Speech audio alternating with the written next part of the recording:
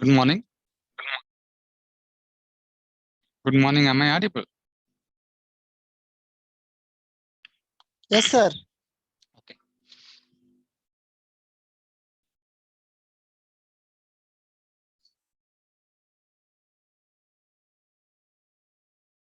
Okay. In the last class, we have been discussing about the course outcome of this intellectual property right law 2. ಇದರ ಬಗ್ಗೆ ನಾವು ಮಾತಾಡ್ತಿದ್ವಿ last class ನಲ್ಲಿ. ಈ ಒಂದು ಪಠ್ಯಕ್ರಮ ಏನಿದೆಯೋ ನಮ್ದು ಇಂಟೆಲೆಕ್ಚುಯಲ್ ಪ್ರಾಪರ್ಟಿ ರೈಟ್ ಲಾ 2, ಅದನ್ನ ಓದಿದ್ರೆ ಅದರ ಅಭ್ಯಾಸದಿಂದ ಏನಾಗುತ್ತೆ, ಯಾವ್ಯಾವ ಸಾಮರ್ಥ್ಯಗಳನ್ನ ಒಬ್ಬ ಸ್ಟೂಡೆಂಟ್ ಪಡ್ಕೊಂತಾನೆ. ಆ ಕೋರ್ಸ್ ಮುಗಿದ್ಮೇಲೆ ಆತ ಏನೇನು ಯಾವ್ಯಾವ ಕೆಲಸಗಳನ್ನ ಮಾಡ್ಬೋದು ಈ IPR ಲಾ ಭಾಗ 2ರಲ್ಲಿರುವಂತಹ ಕಾನೂನುಗಳನ್ನ ತಿಳ್ಕೊಂಡ್ರೆ ಅನ್ನೋದ್ರ ಬಗ್ಗೆ ಬ್ರೀಫ್ ಆಗಿ ಅರ್ಥ ಮಾಡ್ಕೊಂಡ್ವಿ ಲಾಸ್ಟ್ ಕ್ಲಾಸ್ ಅಲ್ಲಿ. ಇವತ್ತು ಮುಂದುವರಿತಾ ನಾವು we will have a look into 1 minute, students are still coming. We will be discussing, I think in ಮುಗಿತು ಅನ್ಸುತ್ತೆ. I think we finished this with this slide, if I'm right. ಹೌದಲ್ಲ? So acquire working knowledge of legislations dealing with designs and understanding the salient features of different international treaties and conventions on intellectual property rights. ಇದರ ಬಗ್ಗೆ last class ಇಷ್ಟು ವಿಷಯಗಳ ಬಗ್ಗೆ discuss ಮಾಡಿದ್ವಿ. Today we will be just having an overview of the syllabus ನ ಒಂದ್ಸತಿ ನೋಡೋಣ. ಎಲ್ಲರೂ ಯಾವ್ಯಾವ ಅಂಶಗಳು, ಪ್ರಮುಖ ಅಂಶಗಳನ್ನ ನಿಮ್ಗೆ ಪ್ರಿಸ್ಕ್ರೈಬ್ ಮಾಡಿದ್ದಾರೆ ಆ ಪಠ್ಯಕ್ರಮ, ಅದರ ಮೂಲ ಅಂಶಗಳು ಬ್ರೀಫ್ ಆಗಿ ಪ್ರತಿಯೊಂದು ಟಾಪಿಕ್ ಬಗ್ಗೆನೂ ಬ್ರೀಫ್ ಆಗಿ ತಿಳ್ಕೊಳ್ಳೋಕೆ ಪ್ರಯತ್ನ ಪಡೋಣ. ಆಮೇಲೆ ಸ್ಪೆಸಿಫಿಕ್ ಇಶ್ಯೂಸ್, ಸ್ಪೆಸಿಫಿಕ್ ಟಾಪಿಕ್ಸ್, ನಿರ್ದಿಷ್ಟವಾದಂತಹ ಪಠ್ಯಕ್ರಮದ ವಿಷಯಗಳನ್ನ ಒಂದಾದ್ಮೇಲೆ ಒಂದು ತಿಳ್ಕೊಂತಾ ಹೋಗೋಣ. So we will just have a look into the overview of the syllabus which gives you an idea. ನಿಮ್ಗೊಂದು ಐಡಿಯಾ ಸಿಗುತ್ತೆ ಅಂದ್ರೆ ಈ ಸಬ್ಜೆಕ್ಟ್ ಅಲ್ಲಿ ಯಾವ್ಯಾವ ವಿಷಯಗಳ ಬಗ್ಗೆ ಮಾಹಿತಿ ತಿಳ್ಕೊಂತೀವಿ, ಏನೇನ್ ಮಾಹಿತಿ ತಿಳ್ಕೊಂತೀವಿ ಅನ್ನೋದ್ರ ಬಗ್ಗೆ ಒಂದು ಐಡಿಯಾ, ಬ್ರಾಡ್ ಐಡಿಯಾ ಸಿಗುತ್ತೆ. ಅದ್ರ ನಂತರ ನಾವು ನಿರ್ದಿಷ್ಟವಾದಂತಹ ಟಾಪಿಕ್ಸ್ ಬಗ್ಗೆ ಡಿಸ್ಕಸ್ ಮಾಡ್ಕೊಂಡು ಹೋಗೋಣ. That is the plan and we will proceed as per this. Just 1 minute. Yes, this is done. Oh my God. Yes, this is done. Yes, an overview of syllabus prescribed for you people. First one, the unit 1. Unit 1 is entirely dealing with Indian copyright laws. ಭಾರತದಲ್ಲಿರುವಂತಹ ಕೃತಿಸ್ವಾಮ್ಯ ಹಕ್ಕುಗಳ ಬಗ್ಗೆ ಇರುವಂತಹ ಕಾನೂನು ಇದೆಯಲ್ಲ, ಆ ಕಾನೂನು ಬಗ್ಗೆ ಮಾತ್ರನೇ ತಿಳ್ಕೊಂತೀವಿ. ಅದ್ರ ಬಗ್ಗೆನೇ ಅದನ್ನ ಮಾತ್ರ ಪ್ರಿಸ್ಕ್ರೈಬ್ ಮಾಡಿದೆ ಯೂನಿಟ್ 1 ಅಲ್ಲಿ. ಬೇರೆ ಯಾವುದೇ ಬೇರೆ ಹಕ್ಕುಗಳ ಬಗ್ಗೆ ಇಲ್ಲ. Entirely it deals with Indian copyright law. Copyright ಬಗ್ಗೆ, ಕೃತಿಸ್ವಾಮ್ಯದ ಬಗ್ಗೆ ಭಾರತದಲ್ಲಿರುವ ಕಾನೂನು ಏನು, ಆ ಕಾನೂನಿನ ಪ್ರಮುಖ ಅಂಶಗಳನ್ನ ನಾವಿಲ್ಲಿ ತಿಳ್ಕೊಂತೀವಿ. What are the things which are going to be discuss in this unit. ಈ ಯೂನಿಟ್ ಕೆಳಗೆ ಯಾವ್ಯಾವ ವಿಷಯಗಳ ಬಗ್ಗೆ ಡಿಸ್ಕಷನ್ ಆಗುತ್ತೆ ಅನ್ನೋದನ್ನ ನೋಡೋಣ. First one is historical background of emergence of copyright as a right. ಐತಿಹಾಸಿಕವಾಗಿ ಎಲ್ಲಿಂದ ಬಂತು ಈ ಕೃತಿಸ್ವಾಮ್ಯ ಹಕ್ಕು ಅನ್ನೋದು? ಮುಂಚೆ ಇರಲಿಲ್ಲ. ನಾವೆಲ್ಲ ನಮ್ಮ ಪ್ರಾಚೀನ ಇತಿಹಾಸ ನೋಡಕೊಂಡು ಹೋದ್ರೆ ಇದು ಇರ್ಲೇ ಇಲ್ಲ. ಕೃತಿಸ್ವಾಮ್ಯ ಹಕ್ಕು ಅನ್ನೋ ಒಂದು ಕಾನ್ಸೆಪ್ಟ್ ಭಾರತದಲ್ಲಂತೂ ಇರ್ಲೇ ಇಲ್ಲ. ಸೊ ಎಲ್ಲಿಂದ ಬಂತು ಇದು? ಐರೋಪ್ಯ ರಾಷ್ಟ್ರಗಳಿಂದ ಭಾರತಕ್ಕೆ ಬಂತು. ಯಾವ ರೀತಿ ಬಂತು, ಅದರ ಮೂಲ ಏನು, ಯಾವ್ಯಾವ ಕಾರಣಕ್ಕೋಸ್ಕರ ಕಾಪಿರೈಟ್ ಅನ್ನೋ ಒಂದು ಬೌದ್ಧಿಕ ಹಕ್ಕು ಸೃಷ್ಟಿ ಆಯ್ತು ಅನ್ನೋದ್ರ ಬಗ್ಗೆ ಎಲ್ಲ ತಿಳ್ಕೊಳ್ಳೋಣ. ಮತ್ತೆ ಹಲವಾರು ಕಾನೂನುಗಳು ಮಾಡ್ಕೊಂಡ್ ಬಂದಿದ್ದಾರೆ. ಬ್ರಿಟಿಷರ್ ಕಾನೂನು ಮಾಡಿದ್ರು. ಬ್ರಿಟಿಷರ್ ಭಾರತದ ಆಳ್ವಿಕೆ ನಡೆಸುವಾಗ ಕೂಡ ಭಾರತದಲ್ಲಿ ಆಗ್ಲೇ ಒಂದು ಕೃತಿಸ್ವಾಮ್ಯ ಹಕ್ಕನ್ನ ರಕ್ಷಣೆ ಮಾಡೋ ಒಂದು ಕಾನೂನು ಭಾರತದಲ್ಲಿ ಇತ್ತು. ಯಾವ್ಯಾವ ಘಟ್ಟಗಳಲ್ಲಿ ಆ ಕಾನೂನು ಬಂತು, ಆ ಕಾನೂನುಗಳ ಉದ್ದೇಶಗಳೇನು, ನಂತರ ಭಾರತದ ಸಂವಿಧಾನ ಜಾರಿ ಬಂದು ನಮ್ಮ ಸ್ವತಂತ್ರ ಬಂದ ಮೇಲೆ ಯಾವ್ಯಾವ ಕಾನೂನುಗಳನ್ನ ಭಾರತದ ಸಂಸತ್ತು ಮಾಡ್ತು, ಇವುಗಳ ಬಗ್ಗೆ ಎಲ್ಲ ನಾವು ಡೀಟೇಲ್ ಆಗಿ ತಿಳ್ಕೊಂತೀವಿ. So that is historical background, ಐತಿಹಾಸಿಕ ಹಿನ್ನೆಲೆ of emergence of copyright as a important intellectual property. ಬರೀ ಕಾಪಿರೈಟ್ ಅಲ್ಲ, ಇಲ್ಲಿ ಅದೊಂದು ಪ್ರಮುಖ ಅಂಶ ನಾವೆಲ್ಲ ಗಮನಿಸಬೇಕಾಗಿರೋದು. ಯೂನಿಟ್ 1 ಅಲ್ಲಿ ಬರೀ ಕಾಪಿರೈಟ್ ಅಲ್ಲ, copyright and it's related rights, ಕೃತಿಸ್ವಾಮ್ಯ ಹಕ್ಕು ಮತ್ತು ಅದಕ್ಕೆ ಸಂಬಂಧಪಟ್ಟಂತಹ ಇತರೆ ಹಕ್ಕುಗಳಿದಾವೆ. ಆ ಎಲ್ಲಾ ಹಕ್ಕುಗಳ ಬಗ್ಗೆನೂ ನಾವು ಬ್ರೀಫ್ ಆಗಿ ಡಿಟೇಲ್ ಆಗಿ ಮುಂದೆ ತಿಳ್ಕೊಂತೀವಿ. So historical background of emergence of copyright and other related rights as intellectual property, ಅವುಗಳನ್ನ ತಿಳ್ಕೊಂತೀವಿ. ರಿಲೇಟೆಡ್ ರೈಟ್ಸ್ ಅಂದ್ರೆ ಏನ್ ಸರ್, ಇದು ಅರ್ಥ ಆಗಲ್ಲ, ವಿಚಿತ್ರ ಅನ್ಸುತ್ತೆ ಅಂತೀರಾ. ಸೊ ಕೃತಿಸ್ವಾಮ್ಯ ಹಕ್ಕು ಮೈನ್ ಆಗಿ 6 ಸಬ್ಜೆಕ್ಟ್ ಮ್ಯಾಟರ್ಸ್, 6-7 ಸಬ್ಜೆಕ್ಟ್ ಮ್ಯಾಟರ್ಸ್ ಅಲ್ಲಿ ಮಾತಾಡ್ತೀವಿ. ಅದಕ್ಕೆ ಸಂಬಂಧಪಟ್ಟಂತೆ ಬೇರೆ ಬೇರೆ ಹಕ್ಕುಗಳು ಅದನ್ನ ಸೇರ್ತಾ ಹೋಯ್ತು. Take for example broadcasting organisations rights. ನಾವೆಲ್ಲ ಬ್ರಾಡ್ಕಾಸ್ಟಿಂಗ್ ಆರ್ಗನೈಸೇಷನ್ ದಿನಾ ನೋಡ್ತೀವಿ. ಯಾವ ಟಿವಿ ಚಾನಲ್ಸ್ ಇದಾವೆ, ರೇಡಿಯೋ ಚಾನಲ್ಸ್ ಇದಾವೆ, ಅವೆಲ್ಲ ಏನು ಬ್ರಾಡ್ಕಾಸ್ಟಿಂಗ್ ಆರ್ಗನೈಸೇಷನ್ಸ್. ಬ್ರಾಡ್ಕಾಸ್ಟಿಂಗ್ ಅಂದ್ರೆ ಬಿತ್ತಿ ಮಾಡುವಂಥದ್ದು. ನಮ್ ಏನು ನ್ಯೂಸ್ ಇರ್ಬೋದು, ಎಂಟರ್ಟೈನ್ಮೆಂಟ್ ಚಾನಲ್ಸ್ ಇರ್ಬೋದು, ಇವೆಲ್ಲ ನಾವು ನೋಡ್ತೀವಿ. ಅವುಗಳನ್ನ ಬ್ರಾಡ್ಕಾಸ್ಟ್ ಮಾಡ್ತಾರೆ. ಆ ಬ್ರಾಡ್ಕಾಸ್ಟ್ ಮಾಡೋ ಆರ್ಗನೈಸೇಷನ್ ಸಂಸ್ಥೆಗಳಿರ್ತಾವಲ್ಲ, ಅವುಗಳಿಗೆ ಅದರದೇ ಆದಂತಹ ಪ್ರತ್ಯೇಕ ಹಕ್ಕುಗಳಿರುತ್ತೆ. ಏನೇನ್ ಬ್ರಾಡ್ಕಾಸ್ಟ್ ಮಾಡ್ತೀವಿ ಅದನ್ನ. ಇವಾಗ ನಾವು ಟಿವಿಲಿ ನೋಡ್ತೀವಿ, ಇವಾಗ ಸ್ಮಾರ್ಟ್ ಟಿವಿಸ್ ಬಂದಿದಾವೆ. ಏನ್ ಮಾಡ್ತೀವಿ, ಚಾನಲ್ ಆನ್ ಮಾಡ್ತೀವಿ, ಆ ಸ್ಮಾರ್ಟ್ ಟಿವಿಲಿ ನೋಡಕ್ ಹೋಗ್ತೀವಿ, ನಾವು ರೆಕಾರ್ಡ್ ಮಾಡಕ್ ಆಪ್ಷನ್ಸ್ ಇದೆ. ರೆಕಾರ್ಡ್ ಮಾಡ್ಬೋದಾ, ಟಿವಿ ಚಾನಲ್ ಮಾಡಿರೋ ಬ್ರಾಡ್ಕಾಸ್ಟ್ ಮಾಡಿರೋ ಪ್ರೋಗ್ರಾಮ್ಸ್ ನಾವು ರೆಕಾರ್ಡ್ ಮಾಡ್ಬೋದು ನಂಗಿದ್ರೆ ಯಾವ್ಯಾವ ಅಂಶಗಳನ್ನ ಗಮನದಲ್ಲಿ ಇಟ್ಕೊಂಡು ಮಾಡ್ಬೇಕು, ಮತ್ತೆ ಮಾಡಿದ್ದ ಒಂದು ರೆಕಾರ್ಡ್ ಮಾಡ್ತೀವಲ್ಲ, ಆ ಏನು ಶೋಸ್ ಬರ್ತದೆ ಅಥವಾ ಏನು ಕಾರ್ಯಕ್ರಮಗಳು ಬರ್ತಾವಲ್ಲ, ಅವುಗಳನ್ನ ನಾವು ಮತ್ತೆ ಬೇರೆ ಕಡೆ ಪಬ್ಲಿಷ್ ಮಾಡ್ಬೋದಾ, ಈ ಎಲ್ಲಾ ಅಂಶಗಳು ಬರ್ತದೆ ಇಲ್ಲಿ. This is connected with broadcasting organisation. It is considered as a related right to copyright. ಕೃತಿಸ್ವಾಮ್ಯ ಹಕ್ಕಿಗೆ ಸಂಬಂಧಪಟ್ಟಂತಹ ಇತರೆ ಹಕ್ಕುಗಳು. ಅದೇ ರೀತಿ ಪರ್ಫಾರ್ಮರ್ಸ್ ರೈಟ್ಸ್. ಪರ್ಫಾರ್ಮರ್ಸ್ ಅಂದ್ರೆ ನೀವು ಸ್ಟೇಜ್ ಪರ್ಫಾರ್ಮೆನ್ಸ್, ನಾನೊಬ್ಬ ಡ್ಯಾನ್ಸರ್ ಇರ್ಬೋದು, ನಾನೊಬ್ಬ ಸಿಂಗರ್ ಇರ್ಬೋದು, ನಾನೊಬ್ಬ ಆರ್ಟಿಸ್ಟ್ ಇರ್ಬೋದು, ನನ್ ಒಂದು ಪರ್ಫಾರ್ಮೆನ್ಸ್ ಕೊಟ್ಟೆ, ಅದು ಇಲ್ಲಿ ಒಂದು ಮೂವಿಲಿ ಇರ್ಬೋದು, ಅಥವಾ ಒಂದು ಆಡಿಯೋ ರೆಕಾರ್ಡಿಂಗ್ ಅಲ್ಲಿ ಇರ್ಬೋದು, ಸೌಂಡ್ ರೆಕಾರ್ಡಿಂಗ್ ಅಲ್ಲಿ ಇರ್ಬೋದು. ನನ್ನ ಹಕ್ಕುಗಳೇನು? ಕಾಪಿರೈಟ್ಗೆ ಹಕ್ಕುಗಳು ಬೇರೆ ಬರ್ತದೆ, ಮುಂದಕ್ಕೆ ಹೋಗ್ತೀವಿ. ಅದಕ್ಕೆ ಸಂಬಂಧಪಟ್ಟಂತೆ ಪರ್ಫಾರ್ಮರ್ಸ್, ನಾನು ಆರ್ಟಿಸ್ಟ್ ಇರ್ತೀನಿ, ನಾನು ಸಿಂಗರ್ ಇರ್ತೀನಿ, ನಾನು ಡ್ಯಾನ್ಸರ್ ಇರ್ತೀನಿ, ನನ್ನ ಹಕ್ಕುಗಳೇನು? ಈ ರೀತಿ ಹೊಸ ಹೊಸ ಹಕ್ಕುಗಳು ಕೂಡ್ಕೊಂತಾ ಹೋಯ್ತು ಕಾಪಿರೈಟ್ ಜೊತೆಗೆ. ಅಂತ ಎಲ್ಲ ಹಕ್ಕುಗಳನ್ನ ನಾವೇನಂತ ಕರಿತೀವಿ, ರಿಲೇಟೆಡ್ ರೈಟ್ಸ್ ಅಂತ ಕರಿತೀವಿ. ಕಾಪಿರೈಟ್ ಮೂಲ ಏನ್ ಬರ್ತದೆ ಅಂದ್ರೆ, ನೀವು ಆಗ್ಲೇ ಸ್ವಲ್ಪ ಅದ್ರ ಬಗ್ಗೆ ಒಂದಷ್ಟು ವಿಷಯ ತಿಳ್ಕೊಂಡಿರ್ಬೋದು. ಇಲ್ಲ ಅಂದ್ರೆ ಬೇಸಿಕ್ ಯಾವ್ದ್ರಲ್ಲಿ ಕಾಪಿರೈಟ್ ಇರ್ತದೆ ಅನ್ನೋದನ್ನ ಮುಂದೆ ಡೀಟೇಲ್ ಆಗಿ ಓದ್ತೀವಿ. ಇವಾಗ ಪುಸ್ತಕದ ಮೇಲೆ ಕಾಪಿರೈಟ್ ಇರ್ತದೆ, ನಮ್ ಫೋಟೋಗ್ರಾಫ್ ಮೇಲೆ ಕಾಪಿರೈಟ್ ಇರ್ತದೆ, ನಮ್ ಮೂವೀಸ್ ಪ್ರೊಡ್ಯೂಸ್ ಮಾಡ್ತಾರಲ್ಲ ಅದಕ್ಕೆ ಕಾಪಿರೈಟ್ ಇರ್ತದೆ. ಇವೆಲ್ಲ ಮೂಲಭೂತ ಕೃತಿಸ್ವಾಮ್ಯ ಹಕ್ಕುಗಳು. ಇದಕ್ಕೆ ಸಂಬಂಧಪಟ್ಟಂತೆ ಇತರೆ ಹಕ್ಕುಗಳು ಬೆಳೀತಾ ಬಂದು few new rights started emerging which are in addition to or connected with the main copyrights. ಅಂತ ಹಕ್ಕುಗಳನ್ನು ನಾವೇನಂತ ಕರಿತೀವಿ, rights which are related to copyright. ಈ ಎರಡೇ ಅಂಶಗಳನ್ನ ಮಾತ್ರ ನಾವಿಲ್ಲಿ ಈ ಯೂನಿಟ್ 1ರಲ್ಲಿ ನೋಡ್ತೀವಿ. We are going to study only these two set of rights. One is main copyrights and other rights related rights. ಎರಡರ ಬಗ್ಗೆನು ಕಾನೂನಲ್ಲಿ ನೋಡಬಹುದು. ಕಾಪಿರೈಟ್ ಆಕ್ಟ್ ಅಲ್ಲಿ ನಾವು ಇದ್ರ ಬಗ್ಗೆ ಕಾನೂನು ಇರೋದನ್ನ ನಾವು ಅಭ್ಯಾಸ ಮಾಡ್ತೀವಿ. So that is the first thing which will be looking into historical background. ಐತಿಹಾಸಿಕ ಹಿನ್ನೆಲೆ ಏನು ಈ ಕೃತಿಸ್ವಾಮ್ಯ ಹಕ್ಕು ಮತ್ತೆ ಅದಕ್ಕೆ ಸಂಬಂಧಪಟ್ಟಂತಹ ಇತರೆ ಹಕ್ಕುಗಳನ್ನ ಮೊದಲು ನೋಡ್ತೀವಿ. ಮುಂದುವರಿತಾ ನೇಚರ್ ಆಫ್ ಕಾಪಿರೈಟ್. ಈ ಕಾಪಿರೈಟ್ ನ ಸ್ವಭಾವ ಎಂತದ್ದು, ಅದ್ರ ಬಗ್ಗೆ ಕೂಡ ನಾವು ಡೀಟೇಲ್ ಆಗಿ ಓದ್ತೀವಿ. ಸೊ ನೇಚರ್ ಆಫ್ ಕಾಪಿರೈಟ್, ಸ್ವಭಾವ ಎಂತದ್ದು. ಇವಾಗ ನಾವು ಓದಿದ್ವಿ ಆಗ್ಲೇ ಪೇಟೆಂಟ್ ನ ಸ್ವಭಾವ ಏನು. ಅದೇ ರೀತಿ ಟ್ರೇಡ್ ಮಾರ್ಕ್ಸ್ ಹಾಕೋದು, ಟ್ರೇಡ್ ಮಾರ್ಕ್ಸ್ ಓದಿದ್ವಿ, ಅದರ ಒಂದು ನೇಚರ್ ಏನು, ಸ್ವಭಾವ ಏನು. ಈ ಬೇಸಿಕ್ ಕ್ಯಾರೆಕ್ಟರಿಸ್ಟಿಕ್ ಫೀಚರ್ಸ್ ಏನು, ಕಾಪಿರೈಟ್ ಅಂದ್ರೆ ಅನ್ನೋದು, ಕಾಪಿರೈಟ್ ನ ಅರ್ಥ ಏನು, ಅದರ ಒಂದು ಪರಿಕಲ್ಪನೆ ಏನು, ಅದ್ರ ಬಗ್ಗೆ ಎಲ್ಲ ಡೀಟೇಲ್ ಆಗಿ ಇಲ್ಲಿ ನೇಚರ್ ಆಫ್ ಕಾಪಿರೈಟ್ಸ್ ಗಳಿಗೆ ನಾವು ಓದ್ತೀವಿ. ತುಂಬಾ ಸರ್ತಿ ವಿತೌಟ್ ಅಂಡರ್ಸ್ಟ್ಯಾಂಡಿಂಗ್ ನೇಚರ್, ಆ ಒಂದು ಹಕ್ಕಿನ ಸ್ವಭಾವನ ಅರ್ಥ ಮಾಡ್ಕೊಳ್ಳದೆ ಆ ಸಬ್ಜೆಕ್ಟ್ ಅರ್ಥ ಮಾಡ್ಕೊಳ್ಳೋದು ಸಾಧ್ಯನೇ ಇಲ್ಲ. ಅದ್ರ ಬಗ್ಗೆ ಅದರಿಂದ ನಮ್ಮೆಲ್ಲರಿಗೂ ಸ್ಪಷ್ಟತೆ ಇರಬೇಕು. What are the important characteristic features are nature of copyrights ಅನ್ನೋದು ನಮ್ಗೆಲ್ಲ ಗೊತ್ತಿರಲೇಬೇಕಾಗಿರುವಂತ ವಿಷಯ ಮುಂದಕ್ಕೆ. Otherwise you may not be in a position to appreciate most of the provisions of copyright act. So ಅದನ್ನ ನಾವು ಮುಂದಕ್ಕೆ ಡೀಟೇಲ್ ಆಗಿ ಓದ್ತೀವಿ. Nature of copyright. Then salient features of copyright act.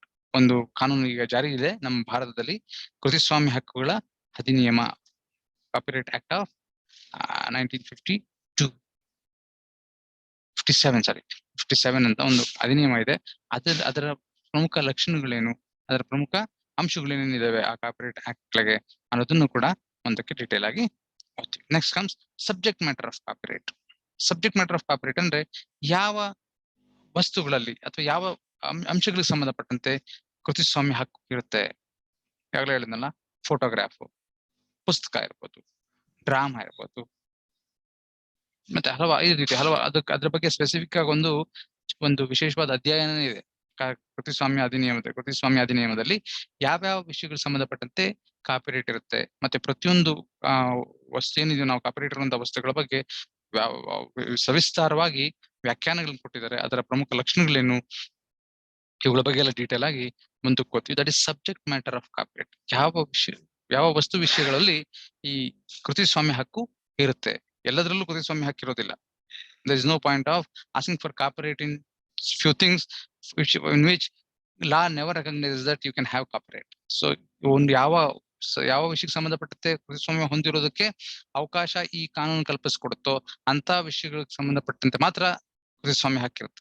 ಯಾವ್ಯಾವ ಸಬ್ಜೆಕ್ಟ್ ಮ್ಯಾಟರ್ಸ್, ಯಾವ ವಸ್ತುಂಶಗಳು ಯಾವ ಅಂಶಗಳಲ್ಲಿ ನಾವು ಈ ಕೃತಿಸ್ವಾಮ್ಯ ಹಕ್ಕನ್ನ ಹೊಂದಬಹುದು ಅನ್ನೋದನ್ನ ಕೂಡ ಮುಂದೆ ನೋಡ್ತೀವಿ. Subject matter of copyright. Then comes term of copyright. ಏನ್ ಟರ್ಮ್ ಆಫ್ ಕಾಪಿರೈಟ್ ಅಂದ್ರೆ ಅವಧಿ. We know that none of the intellectual properties are indefinite in duration except trademark to some extent. So trademark ಬಿಟ್ರೆ ಬೇರೆ ಎಲ್ಲಾ ಬೌದ್ಧಿಕ ಹಕ್ಕುಗಳಿಗೂ ಅನಿರ್ದಿಷ್ಟ ಅವಧಿ ಹಕ್ಕುಗಳಿರೋದಿಲ್ಲ ನಮ್ಗೆ. Whenever we are talking about intellectual properties, they are usually going to be of a limited period of time. ಒಂದು ನಿಯಮಿತ ಅವಧಿಯಲ್ಲಿ ಮಾತ್ರ ನಮ್ಗೆ ಇಂಟೆಲೆಕ್ಚುಯಲ್ ಪ್ರಾಪರ್ಟಿ ಸಿಗ್ತದೆ, ಎಕ್ಸೆಪ್ಟ್ ಟ್ರೇಡ್ ಮಾರ್ಕ್. ಬೇರೆ ಎಲ್ಲಾ ಹಕ್ಕುಗಳೇನಿದಾವೆ ಅವು ಸ್ವಲ್ಪ ವರ್ಷಗಳು, ಎಷ್ಟು ವರ್ಷಗಳು ಇರ್ತದೆ. ಕೃತಿಸ್ವಾಮ್ಯ ಹಕ್ಕುಗಳಿಗೆ ಎಷ್ಟು ವರ್ಷ ಅವಧಿ ಇರುತ್ತೆ ಅದ್ರ ಬಗ್ಗೆ ಕೂಡ ಡೀಟೇಲ್ ಆಗಿ ಮಾತಾಡ್ತೀವಿ. ಬೇರೆ ಬೇರೆ ರೀತಿಯ ಕೃತಿಸ್ವಾಮ್ಯ ಹೊಂದಿರೋ ವಸ್ತುಗಳಿಗೆ ಬೇರೆ ಬೇರೆ ರೀತಿ ಅವಧಿನ ಫಿಕ್ಸ್ ಮಾಡ್ತಾರೆ. ಅವೇನು ಹಿಂಗೆ ಅನ್ನೋದನ್ನ ಮುಂದೆ ಡೀಟೇಲ್ ಆಗೋತೀವಿ. So one thing we should know that even copyright is going to be of a limited duration. The right or property right ಇದೆಯಲ್ಲ, ನಮ್ಮ ಸ್ವತ್ತುಗಳ ಹಕ್ಕಿದೆಯಲ್ಲ, ಅದು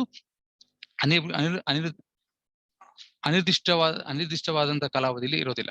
it is going to be for a limited period of time. ನಾವೇನು ಓದಿದ್ವಿ last semester ಓದಿದ್ವಿ. ನನಗೆ ಒಂದು ಮನೆ ಒಡೆಯ ಆಗಿದ್ದೀನಿ ಅಂದ್ರೆ ಎಷ್ಟು ವರ್ಷ ನಾನು ಒಡೆಯನಾಗಿರ್ಬೋದು?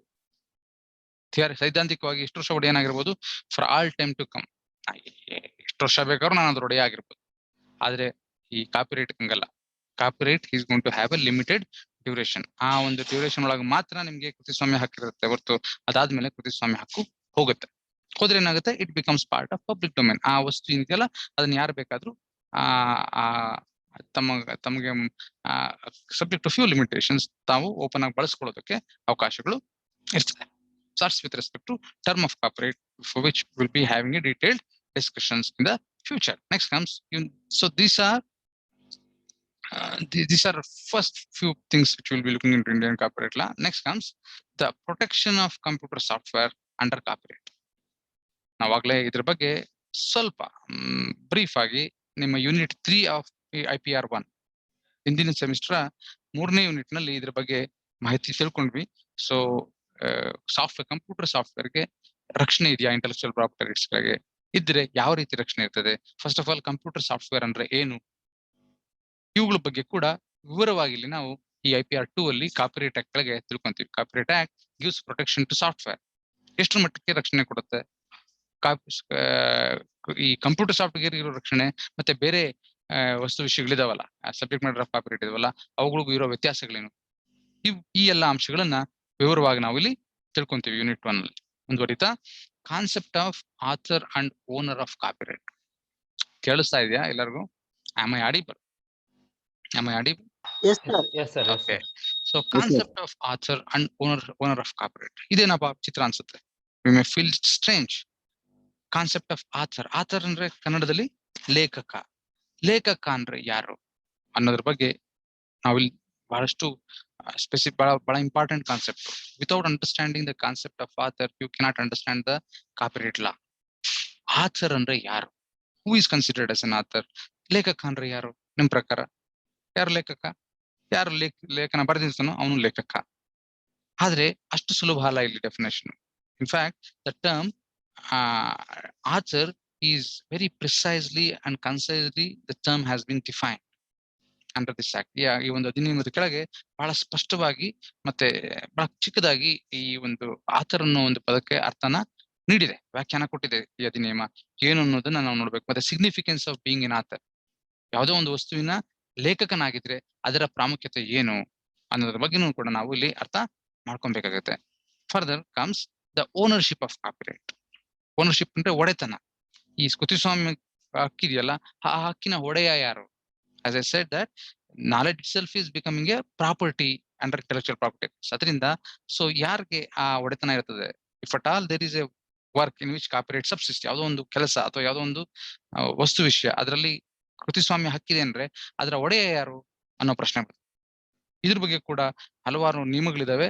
ಯಾರು identify as to who is owner, ಯಾರು ಒಂದು ಕೃತಿಸ್ವಾಮ್ಯ ಹಕ್ಕನ್ನು ಹೊಂದಿರುವಂತ ಒಂದು ವಸ್ತು ವಿಷಯದ ಮೇಲೆ ಯಾರಿಗೆ ಒಡೆತನ ಇದೆ ಅನ್ನೋದ್ರ ಬಗ್ಗೆ ಕೂಡ ಬಹಳ ಬಹಳ ಏನು what we say in detail ವಿವರಣಾತ್ಮಕವಾಗಿ ಅದಕ್ಕೆ ನಿಯಮಗಳನ್ನ ನಮ್ಮ ಕೃತಿಸ್ವಾಮ್ಯ ಹಕ್ಕು ಅಧಿನಿಯಮದಲ್ಲಿ ಮಾಡಿದ್ದಾರೆ. That is with respect to concept of author and ownership of copyright. ಎರಡು ಒಂದೇ ಅಲ್ಲ. In most of the cases an author may be the owner, but it is not always true. ಲೇಖಕನೇ ಆ ಕೃತಿಸ್ವಾಮ್ಯ ಹಕ್ಕಿನ ಒಡೆಯನಾಗಿರಬಹುದು ತುಂಬಾ ಸರ್ತಿ, ಆದ್ರೆ ಯಾವಾಗ್ಲೂ ಹಂಗಿರೋದಿಲ್ಲ. ಯಾಕೆ, ಏನು, ಹೇಗೆ, ಇವುಗಳ ಬಗ್ಗೆ ಎಲ್ಲ ನಾವು ಮುಂದಕ್ಕೆ ಡೀಟೇಲ್ ಆಗಿ ನೋಡ್ತೀವಿ. Next comes rights conferred by the law to the author and the owner. ಲೇಖಕನಿಗಿರೋ ಹಕ್ಕು ಈ ಕೃತಿಸ್ವಾಮ್ಯ ಅಧಿನಿಯಮದ ಕೆಳಗೆ, ಮತ್ತೆ ಓನರ್ ಆಫ್ ಕಾಪಿರೈಟ್ ಆ ಕೃತಿಸ್ವಾಮ್ಯ ಹಕ್ಕಿನ ಒಡೆಯನಿರ್ತಾನಲ್ಲ ಅವನಿಗಿರೋ ಹಕ್ಕುಗಳು ಏನು, ವಿಶೇಷ ಹಕ್ಕುಗಳಿದಾವೆ ಅವರಿಬ್ಬರಿಗೂ. ಇಬ್ರಿಗೂ ಇರೋ ಹಕ್ಕುಗಳೆಲ್ಲ ಒಂದೇನಾ ಅಥವಾ ಬೇರೆ ಬೇರೆನಾ? ಯಾರ ಪೊಸಿಷನ್ ಸುಪೀರಿಯರ್, ಯಾರ ಪೊಸಿಷನ್ ಕೆಳಗೆ ಸಬಾರ್ಡಿನೇಟ್ ಆಗಿರ್ತದೆ, ಈ ಅವರ ಸ್ಥಾನಮಾನಗಳೇನು, ಲೇಖಕ ಮತ್ತೆ ಆ ಕೃತಿಸ್ವಾಮ್ಯ ಹಕ್ಕಿನ ಒಡೆಯ ಇರ್ತಾರಲ್ಲ ಅವರ ಸ್ಥಾನಮಾನಗಳು ಏನು ಅನ್ನೋದು ಕೂಡ ಬಹಳ ಸವಿಸ್ತಾರವಾಗಿ ಮುಂದೆ ನಾವು ಡಿಸ್ಕಸ್ ಮಾಡ್ಬೇಕಾಗುತ್ತೆ. ಇದು ಅಗೇನ್ ಕೀ ಕಾನ್ಸೆಪ್ಟ್, ನಮ್ಗೆ ಗೊತ್ತಿರ್ಲೇಬೇಕಾಗಿರೋ ವಿಷಯ. ಇಲ್ಲಾಂದ್ರೆ ಕನ್ಫ್ಯೂಷನ್ ಆಗಿ IPR ಅರ್ಥವೇ ಆಗೋದಿಲ್ಲ ಅಂತ. ಯಾಕೆಂದ್ರೆ ಈ ಸಣ್ಣ ಸಣ್ಣ ವಿಷಯಗಳ ಬಗ್ಗೆ ನಮ್ಗೆ ಮಾಹಿತಿ ಇಲ್ಲದೆ ಇದ್ರೆ ನಮ್ಗೆ ಈ ಸಬ್ಜೆಕ್ಟ್ ಅರ್ಥ ಮಾಡ್ಕೊಳ್ಳೋದು ಬಹಳ ಕಷ್ಟ ಆಗುತ್ತೆ. ಬಹಳ ಸಿಂಪಲ್ ಪೇಪರ್ ಈ ಲೆಜಿಸ್ಲೇಷನ್ ಓದಿದ್ರೆ ಆಲ್ಮೋಸ್ಟ್ ಸೆಲ್ಫ್ ಎಕ್ಸ್ಪ್ಲನೇಟರಿ ಆಗಿದೆ. ಯಾರು ಬೇಕಾದ್ರೂ ಓದಿದ್ರೆ ಒಂದ್ಸತಿ ಅರ್ಥ ಆಗುವಂತ ಒಂದು ಲ್ಯಾಂಗ್ವೇಜ್ ಅಲ್ಲಿ ಬಹಳ ಸ್ಪಷ್ಟವಾಗಿ ವಿಷಯಗಳನ್ನ ಮಂಡಿಸಿದ್ದಾರೆ ಈ ಅಧಿನಿಯಮದಲ್ಲಿ. ಏನಂದ್ರೆ ನಮ್ಗೆ ಈ ಬೇಸಿಕ್ ಕಾನ್ಸೆಪ್ಟ್ಸ್ ನ ಅರ್ಥ ಮಾಡ್ಕೊಬೇಕು. ಅವಾಗ ಲೆಜಿಸ್ಲೇಷನ್ ಓದಿದ್ರೆ ತಕ್ಷಣ ಅರ್ಥ ಆಗ್ಬಿಡುತ್ತೆ. IPR is a very easy subject to understand as well as to pass an examination. Okay, material ಸಾಕಷ್ಟು ಮೆಟೀರಿಯಲ್ ಇಂಗ್ಲಿಷ್ ಅಲ್ಲಿ ಸಿಗುತ್ತೆ. ಕನ್ನಡ ಮೆಟೀರಿಯಲ್ಸ್ ಏನ್ ಲಿಮಿಟೆಡ್ ರಿಸೋರ್ಸಸ್ ಏನಿದೆ ಅದನ್ನ ನೀವು ನೋಡ್ಬೇಕು, ಅದನ್ನ ತರ್ಜುಮೆ ಮಾಡ್ಕೊಂಡು ಟ್ರಾನ್ಸ್ಲೇಷನ್ ಮಾಡ್ಕೊಂಡು ಅರ್ಥ ಮಾಡ್ಕೊಳ್ಳೋಕೆ ಪ್ರಯತ್ನ ಪಡಬೇಕು. So rights conferred by law of author and of the owner. ಮುಂದುವರಿತಾ assignment, transmission and relinquishment of copyright. We discuss similar terms even in patents and trade marks. Trade mark, ವ್ಯಾಪಾರ ಚಿಹ್ನೆ ಮತ್ತೆ ಸನತ್ತು, ಈ ಅಧಿನಿಯಮಗಳ ಕೆಳಗುನು ಈ ಕಾನ್ಸೆಪ್ಟ್ಸ್ ಈ ಒಂದು ಪರಿಕಲ್ಪನೆಗಳನ್ನ ನಾವು ಅಲ್ಲೂ ನೋಡಿದ್ವಿ. ಅಸೈನ್ಮೆಂಟ್ ಅಸೈನ್ಮೆಂಟ್ ಸೇಲು ಒಂದೇನಾ? ಮಾರಾಟ ಮತ್ತೆ ಅಸೈನ್ಮೆಂಟ್ ನೀಡು ಏನಂತಾರಪ್ಪ? ಅಸೈನ್ಮೆಂಟ್ ಅಲ್ಲಿ ಏನಂತಾರ? ಯಾರು ಹೇಳ್ತೀರ ಲಾಸ್ಟ್ ಸೆಮಿಸ್ಟರ್ ಕ್ಲಾಸಸ್ ಅಲ್ಲಿ ಅಸೈನ್ಮೆಂಟ್ ಅಂದ್ರೆ ಕನ್ನಡದಲ್ಲಿ ಏನಂತಾರಪ್ಪ? What is that? ದತ್ತು ಕಾರ್ಯ. ದತ್ತು ಕಾರ್ಯ ಅಲ್ಲ. ಅಸೈನ್ಮೆಂಟ್ ಅಡಾಪ್ಷನ್ ಬೇರೆ. ಅಡಾಪ್ಷನ್ ನೀವು ಹೇಳ್ತಿದ್ದೀರಾ. ಅಸೈನ್ಮೆಂಟ್ ಸಂರಚನೆ. ಏನಮ್ಮ? ಸಂರಚನೆ. ಸಂರಕ್ಷಣೆ ಅಲ್ಲಮ್ಮ, ಅಲ್ಲ. ಸಂರಚನೆ ಅಂದ್ರೆ ಏನಮ್ಮ? ಸಂರಚನೆ ತಪ್ಪನ್ಸುತ್ತಮ್ಮ, ತಪ್ಪನ್ಸುತ್ತೆ. ಅಲ್ಲ, ಹಂಗಿರಲ್ಲ. ನಿಯೋಜನೆ ಅಂತ ಬರುತ್ತೆ. ನಿಯೋಜನೆ ಅಂತ ಬರುತ್ತೆ. ಕರೆಕ್ಟ್. ನಿಯೋಜನೆ ಇಸ್ ಎ ಬೆಟರ್ ವರ್ಡ್. ನಿಯೋಜನೆ ಮತ್ತೆ ಮಾರಾಟ ಎರಡು ಒಂದೇ ಅನ್ಸುತ್ತೆ, ಒಂದೇ ತರ ಕಾಣ್ತವೆ, but there is a difference. So ಏನು ಅಸೈನ್ಮೆಂಟ್ ಅಂದ್ರೆ ಏನು ಅನ್ನೋದನ್ನ ತಿಳ್ಕೊಂತೀವಿ. Assignment of what? Assignment of rights. ಹಕ್ಕುಗಳ ನಿಯೋಜನೆ ಮಾಡೋದು. ಹಕ್ಕುಗಳ ಮಾರಾಟ ಮಾಡ್ತಿರಲ್ಲ ನಾವು, ಜಮೀನನ್ನ ಮಾರಾಟ ಮಾಡ್ತೀವಿ ನಾವು, ಅದು ಮನೆನ ಮಾರಾಟ ಮಾಡ್ತೀವಿ. ನಮ್ಮ ವಸ್ತುಗಳು, ಸಣ್ಣ ಪುಟ್ಟ ವಸ್ತುಗಳನ್ನ ನಾವು ಕಾಣಿಸ್ತೀವಿ, ನಾವು ಮಾರ್ತೀವಿ, ಕೊಳ್ತೀವಿ. ಅಸೈನ್ಮೆಂಟ್ ಅಲ್ಲಿ ಏನಾಗುತ್ತೆ? ಅಸೈನ್ಮೆಂಟ್ ಆಫ್ ಕಾಪಿರೈಟ್ ಹೆಂಗ್ ಮಾಡ್ಬೋದು, ಅದರ ನಿಯಮಗಳೇನು ಅನ್ನೋದನ್ನ ಮುಂದಕ್ಕೋತೀವಿ. ಟ್ರಾನ್ಸ್ಮಿಷನ್ ನೀವಾಗ್ಲೇ ತಿಳ್ಕೊಂಡಿದೀವಿ ಅಂದ್ಕೊಂಡ್ರೆ ಇಷ್ಟೊತ್ತು ತಿಳ್ಕೊಬೇಕಾಗಿತ್ತು, ಇನ್ನೂ ತಿಳ್ಕೊಂಡಿಲ್ಲ ಅಂದ್ರೆ ಬಹಳ ಸಮಸ್ಯೆ. ಅದು difference between transfer and transmission. ಕೇಳಿದಿರಾ ಎರಡು ಪದಗಳು? ಕೇಳಿದಿರೇನ್ರಿ? Yes sir. ಏನು ಎರಡಕ್ಕೂ difference? What is the difference? ಏನ್ರಮ್ಮ ಡಿಫ್ರೆನ್ಸ್? ವಹಿಸಿಕೊಡುವಿಕೆ ಮತ್ತು ವರ್ಗಾಯಿಸುವಿಕೆ ಅಂತ ಸರ್. ಏನಮ್ಮ ಎರಡಕ್ಕೂ? ವಹಿಸಿಕೊಡುವಿಕೆ ಅಸೈನ್ಮೆಂಟ್ ಎಲ್ಲ ಕೇಳ್ತಿರೋದು ನಾನು. Transmission and transfer. Transmission and transfer ಹೇಳಿ. ಹೇಳಿ ಪ್ಲೀಸ್. ಟ್ರಾನ್ಸ್ಫರ್ ಅಂದ್ರೆ ಸರ್ ವಾಲಂಟಿಯರ್ ಆಗಿ ಟ್ರಾನ್ಸ್ಫರ್ ಮಾಡೋದು ಸರ್. ಟ್ರಾನ್ಸ್ಮಿಷನ್ ಅಂತಂದ್ರೆ ಬೈ ಲಾ ಆಗಿ ಟ್ರಾನ್ಸ್ಫರ್ ಆಗುತ್ತೆ ಸರ್. ಬೈ ಲಾ ಎಕ್ಸಾಂಪಲ್ ಕೊಡ್ತೀರಾ? ಕರೆಕ್ಟ್, ಎಕ್ಸಾಂಪಲ್ ಕೊಡ್ತೀರಾ? ಎಕ್ಸಾಕ್ಟ್ಲಿ. ಅರ್ಥ ಆಗ್ಲಿ ನಿಮ್ ಫ್ರೆಂಡ್ಸ್ಗೆ. ಏನಂತ ಎಕ್ಸಾಂಪಲ್ ಕೊಟ್ರೆ ಅರ್ಥ ಆಗುತ್ತೆ ನಿಮ್ ಫ್ರೆಂಡ್ಸ್ಗೆ. ಟ್ರಾನ್ಸ್ಫರ್ಗೆ ಎಕ್ಸಾಂಪಲ್ ಕೊಡ್ತೀರಾ? Transfer sir, sale sir. Exactly. Sale is a, through sale there is going to be a transfer of title in the property from the seller to buyer. ಮಾರಾಟಗಾರನಿಂದ ಕೊಳ್ಳೋ ವ್ಯಕ್ತಿಗೆ ಅದರ ಒಂದು ಒಡೆತನ ವರ್ಗಾವಣೆ ಆಗುತ್ತೆ, ದಟ್ ಇಸ್ ಟ್ರಾನ್ಸ್ಫರ್. ಟ್ರಾನ್ಸ್ಮಿಷನ್ ಉದಾಹರಣೆ partition sir. partition. Okay then anything that in fact that matter is any transfer which is not going to happen by acts of parties but by operation of law. ಇದನ್ನ ಜ್ಞಾಪಕ ಇಟ್ಕೊಬೇಕಲ್ಲ, act of law. act of parties ಇರೋದಿಲ್ಲ ಅಲ್ಲಿ. It is going to be by operation of law. By operation of law ನಿಮ್ಗೆ property ಬರ್ತದೆ. A is the owner of a intellectual property. A dies. A ಸತ್ತ ಏನಾಗುತ್ತೆ, ಅವನ property ಇಲ್ಲ ಯಾರಿಗೂ ಹೋಗುತ್ತೆ, ಅವನ ಲೀಗಲ್ ಹೇರ್ಸ್ ಹೋಗುತ್ತೆ, ಎಲ್ಲರಿಗೂ ಹೋಗುತ್ತೆ. ಅವ್ರು ಆಮೇಲೆ ಅದನ್ನ ಪಾರ್ಟಿಷನ್ ಮಾಡ್ಕೊಂತಾರೆ. So a person is going to get a property not by acts of parties but by operation of ಲಾ.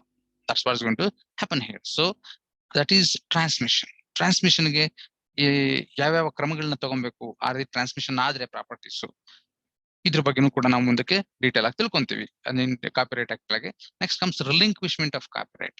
ನನಗೆ ಕಾಪಿರೈಟ್ ಇದೆಯಪ್ಪ, ನಾನು ಕೃತಿಸ್ವಾಮ್ಯ ಹಕ್ಕನ್ನು ಹೊಂದಿದ್ದೀನಿ, ನನ್ನ ಹಕ್ಕನ್ನ ಬಿಟ್ಟು ಕೊಡ್ಬೋದಾ ನಾನು? ರಿಲಿಂಕ್ವಿಶ್ಮೆಂಟ್ ಅಂದ್ರೆ ಬಿಟ್ಟು ಕೊಡೋದು. I don't want to exercise my right here afterwards. ಅಂದ್ರೆ ಯಾರು ಬೇಕಾದ್ರೂ ನಾನು ಸೃಷ್ಟಿ ಮಾಡಿದ ವಸ್ತುಗಳು ಅಥವಾ ಕೃತಿಗಳಿದೆಯಲ್ಲ, ಅದನ್ನ ಯಾರು ಬೇಕಾದ್ರೂ ಪಬ್ಲಿಷ್ ಮಾಡ್ಕೊಬಹುದು, ಯಾರು ಬೇಕಾದ್ರೂ ಕಾಪಿ ಮಾಡ್ಕೊಬಹುದು, ಎಲ್ಲಿ ಬೇಕಾದ್ರೂ. ಇವಾಗಂತೂ ನೋಡಿದ್ವಿ, ಇವಾಗ ಕಾಪಿ ಯಾರು ಮಾಡೋದು ಕಮ್ಮಿ ಆಗೋಗುತ್ತೆ ಇನ್ಮೇಲೆ. ಏನಂದ್ರೆ ಎಲ್ಲ ನಾವು ಮೊಬೈಲ್ ಟಕ ಟಕ ಟಕ ಸ್ಕ್ಯಾನ್ ಮಾಡ್ಕೊಂಡ್ಬಿಡ್ತೀವಿ, PDF ಕ್ರಿಯೇಟ್ ಆಗುತ್ತೆ, ಎಲ್ಲಿ ಬೇಕಾದ್ರೂ ಅಪ್ಲೋಡ್ ಮಾಡ್ಕೊಂತೀವಿ. It's so easy to publish the documents and books. So relinquishment ಆದ್ರೆ ರಿಲಿಂಕ್ವಿಶ್ಮೆಂಟ್ ಮಾಡಬಹುದಾ? ಫಸ್ಟ್ ಆಫ್ ಆಲ್ ತನ್ನ ಬಿಟ್ಕೊಡ್ಬೋದು ತನ್ನ ಹಕ್ಕನ್ನ, ಕೃತಿಸ್ವಾಮ್ಯ ಹಕ್ಕನ್ನು ಹೊಂದಿರೋ ವ್ಯಕ್ತಿ ಬಿಟ್ಕೊಡ್ಬೇಕು ಅಂದ್ರೆ ಅದಕ್ಕೆ ಇರುವಂತಹ ಫಾರ್ಮಾಲಿಟೀಸ್, ಔಪಚಾರಿಕತೆಗಳು ಏನೇನು, ಇವುಗಳ ಬಗ್ಗೆ ಎಲ್ಲ ಮುಂದಕ್ಕೆ ಡೀಟೇಲ್ ಆಗಿ ಡಿಸ್ಕಷನ್ಸ್ ನಾವು ಮಾಡ್ತೀವಿ. ಓಕೆ, ಮುಂದುವರಿತಾ infringement of copyright, one of the most important area where the role of an advocate comes. ಅಡ್ವೊಕೇಟ್ಸ್ಗೆ ಇದು ಪ್ರಮುಖವಾದಂತಹ ಏರಿಯಾ, ಯಾಕಂದ್ರೆ ಡಿಸ್ಪ್ಯೂಟ್ಸ್ ಇಲ್ಲೇ ಬರೋದು. So infringement of copyrights, copyright ನ ಉಲ್ಲಂಘನೆ ಆದ್ರೆ ಏನಾಗುತ್ತೆ? What are the remedies available? Infringement of copyrights and remedies against infringement of copyrights. Almost provisions ತುಂಬಾ ಸಿಮಿಲರ್ ಆಗಿದೆ. ಪೇಟೆಂಟ್ ಲಾ ಕೆಳಗೆ ಮತ್ತೆ ಟ್ರೇಡ್ ಮಾರ್ಕ್ ಲಾ ಕೆಳಗೆ ಏನ್ ಪ್ರಾವಿಷನ್ಸ್ ಇದೆಯೋ ಅದೇ ರೀತಿನೇ ಇಲ್ಲೂ ಕೂಡ ಪ್ರೊಸೀಜರ್ಸ್ ಇದೆಯಲ್ಲ, ಆಲ್ಮೋಸ್ಟ್ ಸಿಮಿಲರ್ ಆಗಿದೆ. ಈ ಯಾವ ಕೋರ್ಟ್ ಮುಂದೆ ನಾವು ಹೋಗ್ಬೋದು, ಆ ಸೂಟ್ ಹೆಂಗ್ ನಡೆಸ್ತೀವಿ, ಸೊ ರೆಮಿಡೀಸ್ ಯಾವ್ಯಾವ ರೆಮಿಡೀಸ್ ಪರಿಹಾರಗಳು ನಮ್ಗೆ ಆ ಒಂದು ವ್ಯಾಜ್ಯದಿಂದ ಪಡ್ಕೊಬಹುದು, ಈ ಎಲ್ಲಾ ವಿಷಯಗಳನ್ನ ನಾವು ಅಲ್ಲಿ ತಿಳ್ಕೊಂತೀವಿ. So remedies against infringement of copyrights, there is both civil as well as criminal remedies. ಅಪರಾಧಿ ಕಾನೂನು ಕೆಳಗೂ ರೆಮಿಡಿ ಇದೆ, ದಿವಾನಿ ಕಾನೂನು ಕೆಳಗೂ ರೆಮಿಡಿ ಇದೆ. ಇಂಟೆಲೆಕ್ಚುಯಲ್ ಕಾಪಿರೈಟ್ ಆಕ್ಟ್ ಅಲ್ಲೇ ಅದ್ರ ಬಗ್ಗೆ ಸ್ಪಷ್ಟತೆ ಇದೆ. Where the law itself prescribes penalty for infringement of copyrights. So to that extent, it's going to be a criminal law. At the same time, you can also ask for compensation and other remedies. That is part and parcel of civil litigation. ಹೆಂಗ್ ಮಾಡ್ತೀವಿ litigations? ಎಲ್ಲಿ ಮಾಡೋದು, ಎಲ್ಲಿ file ಮಾಡಬೇಕು, what shall be the format, what are the requirements to be included in a suit for infringement, ಇವುಗಳ ಬಗ್ಗೆ ಎಲ್ಲ ಮಾಹಿತಿನ ನಾವು ಮುಂದಕ್ಕೆ ಅಲ್ಲಿ ಯೂನಿಟ್ 1 ನ ಕೊನೆಯ ಭಾಗದಲ್ಲಿ ತಿಳ್ಕೊಂತೀವಿ. Remedies against infringement of copyright. So this is with respect to the overview of unit 1 of IPR 2. IPR ಭಾಗ 2ರ ಮೊದಲನೇ ಯೂನಿಟ್ ನಲ್ಲಿ ಇಷ್ಟು ಅಂಶಗಳನ್ನ ನಾವು ಬಹಳ ಸವಿಸ್ತಾರವಾಗಿ ತಿಳ್ಕೊಂತೀವಿ. Okay, so that's with respect to. Yes, ಹೇಳಿ sir. Assignment voluntary, transmission non voluntary sir. ಅಸೈನ್ಮೆಂಟೇ ಬೇರೆ. ಅಸೈನ್ಮೆಂಟ್ಗೆ ಹೋಗ್ಬೇಡಿ, ನಾವಾಗ್ಲೇ ಡಿಸ್ಕಸ್ ಮಾಡಿದ್ವಿ, ಅದನ್ನ ಮಾಡ್ತಿರ್ತೀವಿ ನೀವು ಅನ್ಸುತ್ತೆ. Assignment is different from transfer and transmission. ಎರಡು ಒಂದೇ ಅಲ್ವೇ ಇಲ್ಲ. ಯಾಕೆ ಒಂದೇ ಅಲ್ಲ ಅಂದ್ರೆ, ಸೊ ಒಂದ್ಸತಿ ಟ್ರಾನ್ಸ್ಮಿಷನ್ ಆಗ್ಲಿ ಅಥವಾ ಸೇಲ್ ಆಗ್ಲಿ, ಟ್ರಾನ್ಸ್ಫರ್ ಆಗ್ಲಿ, ಯಾರು ಟ್ರಾನ್ಸ್ಫರ್ ಮಾಡಿರ್ತಾರೋ ಅವನ ಹತ್ರ ಏನು ಆಲ್ಮೋಸ್ಟ್ ಉಳಿಯೋದಿಲ್ಲ, except in mortgage and some limited transfers. General ಆಗಿ if I sell my property, ನನ್ನ ಲ್ಯಾಪ್ಟಾಪ್ ಇದೆಯಪ್ಪ, ನನ್ನ ಸೆಲ್ ಫೋನ್ ಇದೆ, ನಾನು ನಿಮ್ಗೆ ಮಾರಾಟ ಮಾಡಿದೆ ಅನ್ಕೊಳ್ಳಿ, ನನ್ನ ಹತ್ರ ಏನಾದ್ರು ಉಳಿತಾ? No, it becomes yours and I lose my right. ಆದ್ರೆ ಅಸೈನ್ಮೆಂಟ್ ಮತ್ತೆ ಇದನ್ನ ನಾನು ಬಿಡಿ ಭಾಗ ಮಾಡಿ ಅಸೈನ್ಮೆಂಟ್ ಮಾಡಕ್ಕಾಗಲ್ಲ. ಸ್ಕ್ರೀನ್ ಕೊಡೋದು ನಿಮ್ಗೆ, ಒಳಗಡೆ ಇರೋ ಸಾಫ್ಟ್ವೇರ್ ಕೊಡೋದು ಇನ್ನೊಬ್ಬರಿಗೆ, ಇನ್ನೊಂದು ಮತ್ತೆ ಇದನ್ನ ಈ ರೀತಿ ಹಲವಾರು ರೀತಿ ನಾವು ಇದೆಲ್ಲ ಹಂಗೆಲ್ಲ ಟ್ರಾನ್ಸ್ಫರ್ ಮಾಡಕ್ಕಾಗಲ್ಲ. ಒಂದು ವಸ್ತು ಇದ್ಮೇಲೆ ಅದನ್ನ ಮಾರಾಟ ಮಾಡ್ತೀನಿ, ಮುಗಿತಲ್ಗೆ. ಆದ್ರೆ ಅಸೈನ್ಮೆಂಟ್ ಹಂಗೋದಿಲ್ಲ. ಯೋಜನೆ ಮಾಡೋದಿದೆಯಲ್ಲ, there are hundreds of ways of assignment. ಯಾಕೆಂದ್ರೆ the very nature of intellectual property rights ಹಂಗಿದೆ. ಕೃತಿಸ್ವಾಮ್ಯ ಹಕ್ಕುಗಳು ಅಥವಾ ಇಲ್ಲಿ ಬೌದ್ಧಿಕ ಸ್ವತ್ತಿನ ಹಕ್ಕುಗಳು ಹೆಂಗಿದಾವೆ ಅಂದ್ರೆ, ನಿಯೋಜನೆ 100 ತರ ನಿಯೋಜನೆ ಮಾಡ್ಬೋದು. ನಿಮ್ಗೊಂದು ಎಕ್ಸಾಂಪಲ್ ಕೊಡ್ತೀನಿ. ಸಾಫ್ಟ್ವೇರ್ ಬಂತು, ಅಥವಾ ಇನ್ನು ಬೆಟರ್ ಎಕ್ಸಾಂಪಲ್ ನಿಮ್ಗೆ ಅರ್ಥ ಆಗಲ್ಲ, ಪೇಟೆಂಟ್ಸ್ ಎಲ್ಲ ಓದಿದ್ದೀರಾ. ಪೇಟೆಂಟ್ ಕೋವ್ಯಾಕ್ಸಿನ್ ಅನ್ನೋ ಒಂದು ಔಷಧಿ ಬಂತು, ಈಗ ವ್ಯಾಕ್ಸಿನ್ ಬಂತು. ಇದನ್ನ ಅಸೈನ್ಮೆಂಟ್ ಮಾಡೋದು ಹೆಂಗೆ ಅಸೈನ್ಮೆಂಟ್ ಕೊಡೋದು. ಇವಾಗ ಏನ್ ದುಡ್ಡು ಕಂಪನಿ ಇದನ್ನ ರಿಸರ್ಚ್ ಮಾಡಿ ಅದನ್ನ ಕಂಡುಹಿಡಿದಿದಾರಲ್ಲ ವ್ಯಾಕ್ಸಿನ್, ಅವ್ರೇನ್ ಮಾಡ್ಬೇಕು, ಅಸೈನ್ಮೆಂಟ್ ಮಾಡ್ತಾರೆ ಪೇಟೆಂಟ್ಸ್. ಹೆಂಗೆ, ಭಾರತದಲ್ಲಿ ಸರ್ಕಾರ ಕೊಟ್ಬಿಟ್ಟಿದ್ದಾರೆ, ಸರ್ಕಾರಕ್ಕೆ ಪ್ರೊಡ್ಯೂಸ್ ಮಾಡಕ್ಕೆ ಅಥವಾ ಸರ್ಕಾರಕ್ಕೆ ಪ್ರೊಡ್ಯೂಸ್ ಮಾಡ್ಕೊಡ್ತೀವಿ ಇವ್ರೆ ಅಂತ ಅಗ್ರಿಮೆಂಟ್ ಮಾಡ್ಕೊಂಡ್ರೆ ಇವ್ರು ಪ್ರೊಡ್ಯೂಸ್ ಮಾಡ್ತಾರೆ. ಇವ್ರು ಈ ಕಂಪನಿ ಅವ್ರು ಏನಿದಾರಲ್ಲ, ಅವರು ಇಡೀ ವಿಶ್ವದಲ್ಲೆಲ್ಲ ಅವರು ಪ್ರೊಡ್ಯೂಸ್ ಮಾಡಕ್ ಸಾಧ್ಯ ಇಲ್ಲದೆ ಇರ್ಬೋದು. ಅವ್ರೇನ್ ಮಾಡ್ತಾರೆ, ಅವ್ರ ಲೈಸೆನ್ಸ್ ಬೇರೆಯವರು ಕೊಟ್ಟು ಮಾಡಿಸ್ಬೋದು. ಲೈಸೆನ್ಸ್ ಮಾಡಿದ್ರೆ ಕೊಟ್ರೆ ಸಮಸ್ಯೆ ಅಷ್ಟು ಚೆನ್ನಾಗ್ ಆಗೋದಿಲ್ಲ ಅಂದ್ರೆ ಏನ್ ಮಾಡ್ಬೋದು ಅವರು, ದೇ ಕ್ಯಾನ್ ಅಸೈನ್. ಭಾರತದಲ್ಲಂತೂ ಕೋವ್ಯಾಕ್ಸಿನ್ ಅನ್ನ ಒಂದು ಕಂಪನಿಯವರು ಪ್ರೊಡ್ಯೂಸ್ ಮಾಡ್ತಾ ಇದ್ದಾರೆ. ಕೋವಿಶೀಲ್ಡ್, ಸೀರಮ್ ಇನ್ಸ್ಟಿಟ್ಯೂಟ್ ಅವರು ಕೋವಿಶೀಲ್ಡ್ ನ ಪ್ರೊಡ್ಯೂಸ್ ಮಾಡ್ತಾ ಇದ್ದಾರೆ. ಇವಾಗ ಪಾಕಿಸ್ತಾನದಲ್ಲಿ ಈ ಕೋವಿಶೀಲ್ಡ್ ಅವೈಲಬಿಲಿಟಿ ಇಲ್ಲ. ಆದ್ರೆ ಅಂತಾರಾಷ್ಟ್ರೀಯ ಮಟ್ಟದಲ್ಲಿ ಪೇಟೆಂಟ್ ರಕ್ಷಣೆಗೆ ಅವಕಾಶಗಳಿದೆ. ಯಾಕಂದ್ರೆ WTO ಕೆಳಗೆ ಪಾಕಿಸ್ತಾನ, ಭಾರತ ಎರಡೂನು ಒಂದು ಭಾಗ. ಸೊ ಇಲ್ಲಿ ಇವಾಗ ಏನ್ ಮಾಡ್ಬೇಕು, ಪಾಕಿಸ್ತಾನದಲ್ಲಿ ಈ ಕೋವಿಶೀಲ್ಡ್ ನ ವ್ಯಾಕ್ಸಿನೇಷನ್ ಪ್ರೊಡ್ಯೂಸ್ ಮಾಡ್ಬೇಕು ಅಂದ್ರೆ ನಾವೇ ಹೋಗಿ ಮಾಡ್ಬೇಕಲ್ಲಿ, ಯಾರು ಸೀರಮ್ ಇನ್ಸ್ಟಿಟ್ಯೂಟ್ ಅವರು. ಇಲ್ಲ ಅಂದ್ರೆ ಬೇರೆ ಯಾರಿಗಾರ ಲೈಸೆನ್ಸ್ ಕೊಡ್ಬೇಕು, ಅಥವಾ ಬೇರೆ ಯಾರಿಗಾರ ಈ ಕೋವಿಶೀಲ್ಡ್ ವ್ಯಾಕ್ಸಿನ್ ನ ಪ್ರೊಡ್ಯೂಸ್ ಮಾಡೋಕೆ ನಿಯೋಜನೆ ಕೊಟ್ಬಿಡ್ಬೋದು ಇನ್ನೊಬ್ಬರಿಗೆ. ನಿಯೋಜನೆ ಅಂದ್ರೆ ನೀನ್ ಇಷ್ಟು ದುಡ್ಡು ಕೊಡಪ್ಪ ನಂಗೆ, you give me 10 crore rupees or 50 crore rupees, 50 ಕೋಟಿ ನಮ್ಗೆ ಸೀರಮ್ ಇನ್ಸ್ಟಿಟ್ಯೂಟ್ ಅವ್ರು ಕೊಡಿ, ನಾವು ನಿಮ್ಗೆ, ನೀವು ಕೋವಿಶೀಲ್ಡ್ ಅನ್ನೋ ವ್ಯಾಕ್ಸಿನೇಷನ್ ನ ಪ್ರೊಡ್ಯೂಸ್ ಮಾಡಿ ವ್ಯಾಕ್ಸಿನೇಷನ್ ಮಾಡಕ್ಕೆ ಪಾಕಿಸ್ತಾನದಲ್ಲಿ ಮಾಡೋದಕ್ಕೆ ಅವಕಾಶ ನಾವು ಕೊಡ್ತೀವಿ. ಪಾಕಿಸ್ತಾನದಲ್ಲಿ ಪ್ರೊಡ್ಯೂಸ್ ಮಾಡಿ ಅಲ್ಲಿ ಉಪಯೋಗಿಸೋದಕ್ಕೆ ನಿಮ್ಗೆ ಅವಕಾಶ ನಾವು ಕೊಡ್ತೀವಿ. ಅದು ಮುಗೀತು, ಪಾಕಿಸ್ತಾನ ಮುಗೀತು. ಚೈನಾ, ರಷ್ಯಾ, ಆಸ್ಟ್ರೇಲಿಯಾ, ಅಮೆರಿಕ, ಹಿಂಗೆ ಇಲ್ಲೆಲ್ಲ ಬೇರೆ ಬೇರೆ ರಾಷ್ಟ್ರಗಳಿಗೆ ಅಸೈನ್ಮೆಂಟ್ ಮಾಡ್ಬೋದು. This is what is assignment. Sale ಅಂದ್ರೆ ಒಂದ್ಸತಿ ಮಾರ್ಬಿಟ್ಟಂದ್ರೆ ಮುಗೀತು, ಅವ್ನು ತಗೊಂಡ, ನನ್ನ ಹತ್ರ ಏನೂ ಇರೋದಿಲ್ಲ. ಅಸೈನ್ಮೆಂಟ್ ಹಂಗಲ್ಲ. I can have different ways of assignment. I can give assignment only for few years. 10 ವರ್ಷ 2 ವರ್ಷ ಇದನ್ನ ಪ್ರೊಡ್ಯೂಸ್ ಮಾಡಕ್ ನಿಮ್ಗೆ ಅವಕಾಶ ಕೊಡ್ತೀನಪ್ಪ. 2 ವರ್ಷ ಆದ್ಮೇಲೆ ಯಾರು ಪ್ರೊಡ್ಯೂಸ್ ಮಾಡ್ತಾರೆ, ಮತ್ತೆ ನನಗೂ ಬರುತ್ತೆ, ನಾನು ಇನ್ನೊಬ್ಬನು ಕೊಡ್ಬೋದು ಅಥವಾ ಅವನಿಗೆ ಕೊಡ್ಬೋದು. Like that. ಅರ್ಥ ಆಗ್ತಿದೇನ್ರಿ? I hope you can understand what I am saying. Sir, yes, sir. Yes, Yes, sir. ಅದು ಡಿಫ್ರೆನ್ಸ್. ಟ್ರಾನ್ಸ್ಫರ್ ಟ್ರಾನ್ಸ್ಮಿಷನ್ ಅಂದ್ರೆ ಮುಗೀತು. ನಾನ್ ಸತ್ತ ಅಂದ್ರೆ ನನ್ನ ಹಕ್ಕಗಳೆಲ್ಲ ನನ್ನ ಲೀಗಲ್ ಹೇರ್ಗೆ ಹೋಗ್ತದೆ. ಟ್ರಾನ್ಸ್ಮಿಷನ್, ನಾನ್ ನನ್ನ ಹಕ್ಕಗಳನ್ನ ನಿನ್ಗೆ ಮಾರಾಟ ಮಾಡಿದೆ ಅಂದ್ರೆ ನಿನ್ಗೆ ಬರ್ತದೆ. ಅಸೈನ್ಮೆಂಟ್ ಹಂಗಲ್ಲ. ಅಸೈನ್ಮೆಂಟ್ ಅಂದ್ರೆ ಹಿಂಗ್ ಒಂದೇ ತರ ಅಲ್ಲ, ಹಲವಾರು ರೀತಿಯಲ್ಲಿ ಅದನ್ನ ನಾವು ಬಳಸ್ಕೊಬಹುದು ನಮ್ಮ ಹಕ್ಕುಗಳನ್ನ. That is called assignment of copyright. ಅದ್ರ ಬಗ್ಗೆ ಇನ್ನೂ ಬಹಳ ವಿವರವಾಗಿ ನಾವು ಮುಂದಕ್ಕೆ ಮಾತಾಡ್ತೀವಿ. ಓಕೆ, ಇನ್ನೇನು anything else? If that's better. ನಾನು ಸುಮ್ಮನೆ ಹೇಳ್ಕೊಂಡು ಹೋಗೋದಲ್ಲ, ಯು ಜಸ್ಟ್ ಇಂಟರಪ್ಟ್ ಮೀ, ನಿಲ್ಸ್ರಿ ಮಧ್ಯ, ಕ್ವಶನ್ಸ್ ಕೇಳಬೇಕು, then you will have clarity. ಇಲ್ಲಾಂದ್ರೆ ನಾನು ಹೇಳ್ಕೊಂಡು ಹೋಗೋದು, ನೀವು ಸುಮ್ಮನೆ ಕೇಳ್ಕೊಂಡು ಹೋಗೋದಾಗುತ್ತೆ. That should not happen. Okay, ಇನ್ನೇನಾದ್ರು ಡೌಟ್ಸ್ ಇದ್ರೆ ಕೇಳ್ಬೋದು. ಇನ್ನು ಎಷ್ಟಿದೆ ಟೈಮ್ ನಮ್ದು? ಆಲ್ಮೋಸ್ಟ್ ಇನ್ನು 10 ನಿಮಿಷ ಇದೆ. 10 ನಿಮಿಷನಾ 20 ನಿಮಿಷ ಇದೆ, right? Yes, Whether transmission, transfer are same. Whether Sir. Transmission transfer are. Hello sir. 1 ನಿಮಿಷಮ್ಮ, ಒಬ್ಬರದಾದ್ಮೇಲೆ ಗಣೇಶಂದಾಗ್ಲಿ ಪ್ರಶ್ನೆ. Hello sir. ಸುಪ್ರೀತಾ, ಗಣೇಶನ್ ಪ್ರಶ್ನೆ ಕೇಳಿದ್ದಾರೆ, ಅದು ಮುಗಿದ್ಮೇಲೆ ನಿಮ್ಗೆ ಸರ್ ಹೇಳಮ್ಮ. 5th ಒಂದು ಪಾಯಿಂಟ್ ಹೇಳಿ ಸರ್. 1 ನಿಮಿಷ ಆಯ್ತಮ್ಮ, ಆಯ್ತು, ಕೇಳಿಸ್ಕೊಮ್ಮ. ಆಯ್ತು. Hello.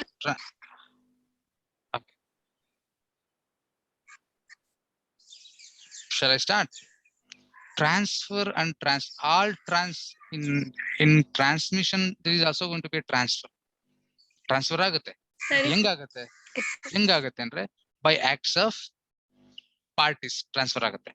ಟ್ರಾನ್ಸ್ಮಿಷನ್ ಅಲ್ಲಿ ಒಬ್ಬರಿಂದ ಇನ್ನೊಬ್ಬರಿಗೆ ಸ್ವತ್ತು ಹೋಗುತ್ತೆ, ಬಟ್ ಅಲ್ಲಿ ಆ ಯಾವುದೇ ವ್ಯಕ್ತಿಯ ಒಂದು ಆಕ್ಟ್ ಅಥವಾ ಒಂದು ಅವನ ಕೃತ್ಯ ಇರೋದಿಲ್ಲ. It is going to happen on its own. ಒಬ್ಬ ವ್ಯಕ್ತಿ ಯಾರೋ ಒಬ್ಬ ಸ್ವತ್ತಿಸ್ವಾಮ್ಯ ಹಕ್ಕನ್ನು ಹೊಂದಿರ್ತಾನೆ, ಅವ ಕಾರಲ್ಲಿ ಹೋಗ್ತಾ ಇರ್ತಾನೆ, ಆಕ್ಸಿಡೆಂಟ್ ಆಯ್ತು, ತಿರೋದ, ವಿಲ್ಲು ಮಾಡಿರಲ್ಲ, ಏನು ಮಾಡಿರಲ್ಲ, ಆಟೋಮೆಟಿಕ್ ಆಗಿ ಏನಾಗುತ್ತೆ, ಅವನ ಎಲ್ಲಾ ಸ್ವತ್ತುಗಳು ಅವನ ಲೀಗಲ್ ಹೇರಿಗೆ ಆಟೋಮೆಟಿಕ್ ಆಗಿ ಹೋಗ್ತದೆ. ಅದನ್ನ ಯಾರು ಬೇರೆ ಏನು ಮಾಡ್ಬೇಕಾಗಿಲ್ಲ. ಅದು ಫಾರ್ಮಾಲಿಟೀಸ್ ತಗೊಬೇಕಂದ್ರೆ ನಾನೇ ಹೇರ್ ಅಂತ ಹೇಳ್ಬೇಕು, ಪ್ರೂವ್ ಆಯ್ತು ಅಂದ್ರೆ ಅವನಿಗೆ ಆಸ್ತಿ ಕೊಟ್ಬಿಡ್ತಾರೆ. he is entitled to it by operation of transfer ಹಂಗಿಲ್ಲ. It is going to be by acts of parties. ನಾವು ನನ್ಗನ್ಸಿತ್ತು, ನಾನು ಮಾರಾಟ ಮಾಡ್ಬೇಕು ಅನ್ಸುತ್ತೆ, ನಾನ್ ನಿಮ್ಮ ಹತ್ರ ಅಗ್ರಿಮೆಂಟ್ ಮಾಡ್ಕೊಂಡೆ, ನಾನ್ ನಿಮ್ಗೆ ಮಾರಾಟ ಮಾಡ್ತೀನಿ. So we call this transaction as transaction inter vivos. ಇಬ್ಬರು ವ್ಯಕ್ತಿಗಳ ನಡುವೆ ನಡೆಯುವಂತಹ ಒಂದು ವ್ಯವಹಾರ ಇದೆಯಲ್ಲ, ಅದ್ರ ಮೂಲಕ ಟ್ರಾನ್ಸ್ಫರ್ ಆಗ್ತದೆ. ಗಿಫ್ಟ್ ಇರ್ಬೋದು, gift is A transfer, not transmission. ಯಾಕಂದ್ರೆ ನನಗೆ ಬೇಕಾದ್ರೆ ನಾನು ಹುಡುಗಿರ ನಾನು ಗಿಫ್ಟ್ ಕೊಡ್ಬೋದು, ಇಲ್ಲಾಂದ್ರೆ ಅದು ನನ್ನ ಹತ್ರನೇ ಇರ್ತದೆ. ಗಿಫ್ಟ್ ಕೊಡ್ತೀನಿ ಅಂದ್ರೆ ಇಟ್ಸ್ ಎ ಟ್ರಾನ್ಸಾಕ್ಷನ್ ಇಂಟರ್ ವಿವಾಸ್. ಯಾಕಂದ್ರೆ ಗಿಫ್ಟ್ಗೆ ನೀವು ಓದಿದಿರಿ ಆಗ್ಲಿ, ನಾನು ಕೊಡ್ಬೇಕು, ಯಾರಿಗೆ ನೀವು ಗಿಫ್ಟ್ ಕೊಡ್ತಿದೀವಿ ಅವನು ಅದನ್ನ ತಗೊಬೇಕು, ನಾನು ಕೊಡ್ತೀನಿ ಅವ್ನು ತಗೊಂತಾನೆ. It's a transaction. ಈ ಟ್ರಾನ್ಸ್ಮಿಷನ್ ಹಂಗಲ್ಲ, ನಾನು ಕೊಡ್ತಾ ಇಲ್ಲ ಯಾರಿಗೂ, ನಾನ್ ಸತ್ತೆ ಅಂದ್ರೆ ಆಟೋಮ್ಯಾಟಿಕ್ ನನ್ನ ಪ್ರಾಪರ್ಟಿ ಅವ್ರಿಗೆ ಹೋಗ್ತದೆ. ಅದೇ ಅಲ್ಲ, ಅದಷ್ಟೇ ಅಲ್ಲ, ಮತ್ತೆ ಇನ್ನೊಂದ್ಸತಿ ನಾವು ಇದೇ ನೋಡ್ತೀವಿ. ಯಾವಾಗ ಅಂದ್ರೆ if A person becomes insolvent, ಒಬ್ಬ ವ್ಯಕ್ತಿ ದಿವಾಳಿ ಆಗ್ಬಿಟ್ಟ ಅಂತ, ದ ಮೊಮೆಂಟ್ ಅವ್ನು ದಿವಾಳಿ ಆದ ಅಂದ್ರೆ ದಿವಾಳಿ ಆಗೋದಕ್ಕೆ ಕೋರ್ಟ್ ಆರ್ಡರ್ ಆಗ್ಬೇಕು, ಅದರ್ವೈಸ್ ದಿವಾಳಿ ಆಗೋದಿಲ್ಲ. ಕೋರ್ಟ್ ಸ್ಪೆಸಿಫಿಕ್ ಆಗಿ ಒಂದು ಆದೇಶ ಮಾಡಿ yes this person has been declared as an undischarged insolvent ಅಂತ ಡಿಕ್ಲೇರ್ ಆಯ್ತಾ, ಆಟೋಮ್ಯಾಟಿಕ್ ಆಗಿ ಅವ್ರೇನು ಯಾರು ಏನು ಮಾಡ್ಬೇಕಾಗಿಲ್ಲ, all his property vest with receiver. Court ಅವರು ಒಂದು ರಿಸೀವರ್ನ ಅಪಾಯಿಂಟ್ ಮಾಡಿರುತ್ತೆ ಆ ಆದೇಶದ ಕೀರ್ತಿ, ಎಲ್ಲಾ ಸ್ವತ್ತುಗಳು ಏನಾಗುತ್ತೆ ಅವನಿಂದ ಆ ರಿಸೀವರ್ಗೆ ಹೋಗ್ಬಿಡುತ್ತೆ ಆಟೋಮ್ಯಾಟಿಕ್ ಆಗಿ ಹೋಗುತ್ತೆ, ಯಾರು ಏನು ಮಾಡೋದಿಲ್ಲ. ಅರ್ಥ ಆಗ್ತಿದೆಯಲ್ಲ, that is what is called as transmission. ಅರ್ಥ ಆಗ್ತಿದೇನ್ರಿ? I hope you can understand. Yes ಹೇಳಮ್ಮ Yes, sir, ನೀನ್ yes, ಸುಪ್ರೀತಾ ಏನಮ್ಮ? ಸರ್ ಫಿಫ್ತ್ ಒಂದು ಪಾಯಿಂಟ್ ಹೇಳಿ sir. Fifth infringement of copyright. ಹಾ ಸರ್. ಇನ್ಫ್ರಿಂಗ್ಮೆಂಟ್ ಅಂದ್ರೆ ಏನಮ್ಮ? ಉಲ್ಲಂಘನೆ. ಕೃತಿಸ್ವಾಮ್ಯ ಹಕ್ಕಿರ್ತದೆ, ಅದನ್ನ ಉಲ್ಲಂಘನೆ ಮಾಡಿದ್ರೆ ಎಂತ ಕೃತ್ಯಗಳನ್ನ ನಾವು ಉಲ್ಲಂಘನೆ ಅಂತ ಪರಿಗಣಿಸ್ತೀವಿ, ಯಾವ ಕೃತ್ಯಗಳನ್ನ ಉಲ್ಲಂಘನೆ ಅಂತ ಪರಿಗಣಿಸೋದಿಲ್ಲ. ಅದ್ರ ಬಗ್ಗೆ ಕೂಡ ಮುಂದಕ್ಕೆ ಡೀಟೇಲ್ ಆಗಿ ನಾವು ಕಾಪಿರೈಟ್ ಲಾ ಕೆಳಗೆ, ಕಾಪಿರೈಟ್ ಅಧಿನಿಯಮ, ಕೃತಿಸ್ವಾಮ್ಯ ಅಧಿನಿಯಮದ ಕೆಳಗೆ ಡೀಟೇಲ್ ಆಗಿ ಓದ್ತೀವಿ. ಓಕೆ, ಅರ್ಥ ಆಯ್ತಮ್ಮ? Okay sir. ಎಸ್. ಹಾ, ಸರಿ. ಇನ್ನೇನಾರ ಇದೆಯಾ ಪ್ರಶ್ನೆ? Shall I proceed? Sir, ಹೇಳ್ರಿ. concept of author. ಪರಿಕಲ್ಪನೆ, ಆಥರ್ ಅನ್ನೋ ಪರಿಕಲ್ಪನೆ ಏನು? ಆಥರ್ ಅಂದ್ರೆ ಯಾರ್ರಿ? ಲೇಖಕ ಅಂದ್ರೆ ಯಾರ್ರಿ? ಲೇಖಕ ಏನ್ರಿ ಯಾರು? ಯಾಕ ಇದು ಬರವಣಿಗೆ ಬರೀತಾರ ಸರ್ ಅವ್ರ ಲೇಖಕ. ಹೌದಲ್ಲಮ್ಮ, ನೀನೊಂದು ಪುಸ್ತಕ ಬರ್ದೇನ್ರಿ, ಪುಸ್ತಕ ನೀನ್ ಬರೆದ್ರೆ ಯಾರದಕ್ಕೆ ಲೇಖಕ ಯಾರು? ನೀವು. ನಾನ್ ಬರೆದ್ರೆ ಹಾ ಸರ್. ನಾನು. ಹೌದಲ್ಲ, ಇದು ಬಹಳ ಸಿಂಪಲ್. ಇಲ್ಲಿ ನಾವು ಬರೀ ಪುಸ್ತಕಗಳ ಬಗ್ಗೆ ಮಾತಾಡಿದ್ರೆ ಇದು ಬಹಳ ಸಿಂಪಲ್ ಆಗ್ತದೆ. ಮ್ಯೂಸಿಕ್ ಆತರ ಯಾರು? ಯಾಕಂದ್ರೆ ಇದಕ್ಕೊಂದು ಪ್ರಮುಖವಾದ ಅಂಶ ನಾವು ನೋಡ್ಬೇಕಾಗಿರೋದೇನಂದ್ರೆ, author is considered as the first owner. ಇದ್ರ ಬಗ್ಗೆ ಮುಂದಕ್ಕೆ ಓದ್ತೀವಿ ಡೀಟೇಲ್ ಆಗಿ.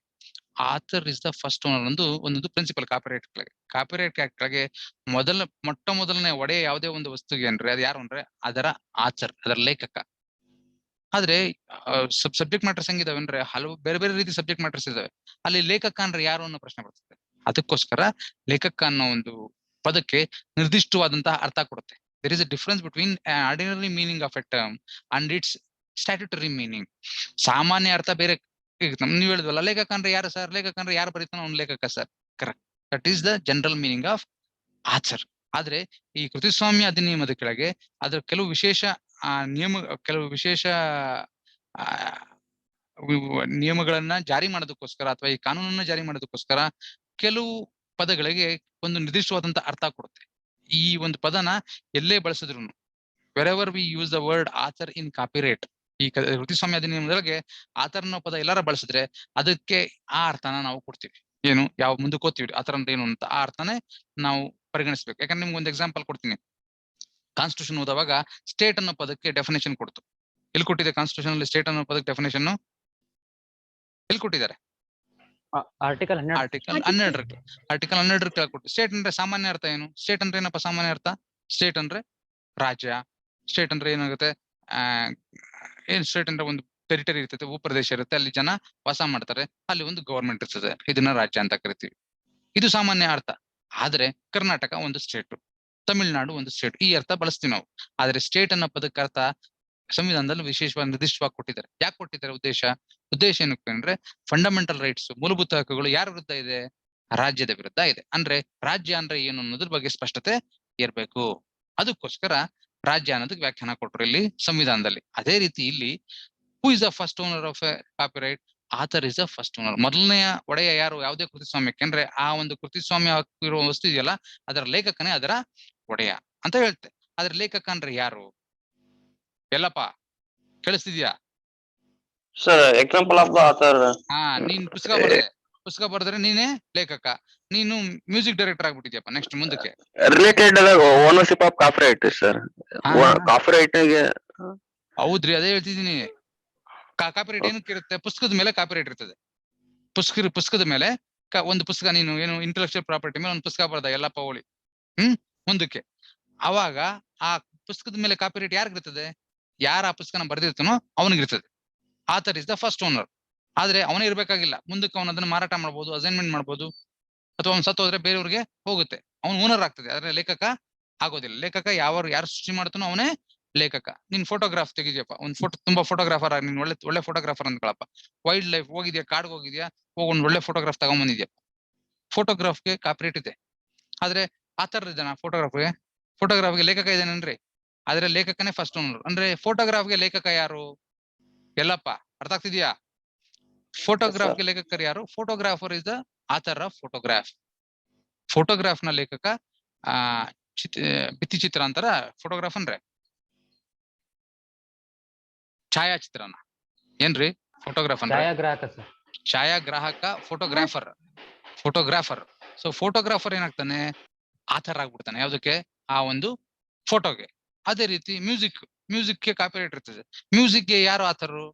ಯಾರು ಮ್ಯೂಸಿಕ್ ಡೈರೆಕ್ಟರ್ ಇರ್ತಾನಲ್ಲ, ಕಾಂಪೋಸರ್, ಅವನೇ ಆಥರ್. ಈ ಒಂದು ಸ್ಪಷ್ಟತೆ ಬರ್ಬೇಕು ಅಂದ್ರೆ ಅಗ್ಲಗ್ಲ ಎಲ್ಲಾರ್ದು ಹೇಳ್ಬೇಕಾಗಿಲ್ಲ. ಆಥರ್ ಅಂತ ಕರೆದ್ರೆ ಇವ್ರೆಲ್ಲರೂ ಸೇರ್ಕೊಂತಾರೆ. ಲೇಖಕನ ಪುಸ್ತಕ ಆಗಿದ್ರೆ ಲೇಖಕ, ಡ್ರಾಮಾ ನಾಟಕ ಆಗಿದ್ರೆ ನಾಟಕ ಬರವಣಿಗೆ ಯಾರು ಮಾಡೋದು ಅವನು, ಮ್ಯೂಸಿಕ್ಗೆ ಯಾರು ಕಂಪೋಸರ್ ಇರ್ತಾನೋ, ಫೋಟೋಗ್ರಾಫ್ಗೆ ಯಾರು ಫೋಟೋಗ್ರಾಫ್ನ ಫೋಟೋನ ತೆಗೆದಿರ್ತಾನೋ ಅವನು, ಆರ್ಟಿಸ್ಟಿಕ್ ವರ್ಕ್ಗೆ ಚಿತ್ರಕಲೆ ಬರ್ತಿದ್ವಿ ಯಾರು ಚಿತ್ರ ಬರೆದಿರ್ತಾನೆ, ಯಾರಾದ್ರು ಆತರು ಯಾರ ಚಿತ್ರ ಆರ್ಟಿಸ್ಟ್ ಇರ್ತಾನಲ್ಲ ಅವನು ಆಥರ್. ಈ ರೀತಿ ಆಥರ್ ಯಾರು ಅಂತ ಐಡೆಂಟಿಫೈ ಮಾಡೋದಕ್ಕೆ ಸ್ಪಷ್ಟತೆ ಇರಬೇಕು, ಅಲ್ಲಿ ಕನ್ಫ್ಯೂಷನ್ಸ್ ಇರಬಾರ್ದು ಅನ್ನೋ ಒಂದು ಕಾರಣಕ್ಕೆ ಏನ್ ಮಾಡ್ತಾರೆ, ಆಥರ್ ಅನ್ನೋ ಪದಕ್ಕೆ ವ್ಯಾಖ್ಯಾನ ನಮ್ಮ ಈ ಕೃತಿಸ್ವಾಮ್ಯ ಅಧಿನಿಯಮದಲ್ಲಿ ಕೊಡ್ತಾರೆ. ಅರ್ಥ ಆಗ್ತಿದ್ಯಾ ಎಲ್ಲಪ್ಪ?